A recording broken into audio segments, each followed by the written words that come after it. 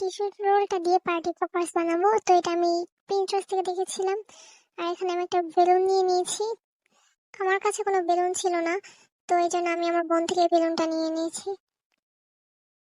তো আমি এখন এই বেলুনের উপরে মাথাতে গিট্টু দিয়ে দেব। ভালোভাবে গিট্টুটা দিতে যেন খুলে না যায়। আর তোমরা লাল কালার বেলুন দিও, কারণ লাল কালার বেলুন দিলে বেশি সুন্দর লাগবে। উপর দিয়ে আমি লাল কালারের পেজ দিয়ে দিয়েছি, রঙিন পেজ। এরপর আমার কাছে হলুদ কালার কোনো পেজ ছিল না, পরে আমি এখান থেকে কাগজ কেটে উপরে দিয়ে লাইন করে লাগিয়ে নিয়েছি। তোমাদের কাছে যদি হলুদ কালার পেজ থাকে তাহলে তোমরা হলুদ কালার পেজ লাগিয়ে নিতে পারো। এরপর আমি হলুদ কালার পেজ দিয়ে সংখ্যাগুলো কেটে নিয়েছি। এরপর আমি উপরে দিয়ে এখান দিয়ে লিখে নেব হ্যাপি। আর মাঝখানে তো এটা নতুন বছরের জন্য আর নিউটা লিখিনি, আর শেষ নিচে দিয়ে লিখেছি ইয়ার।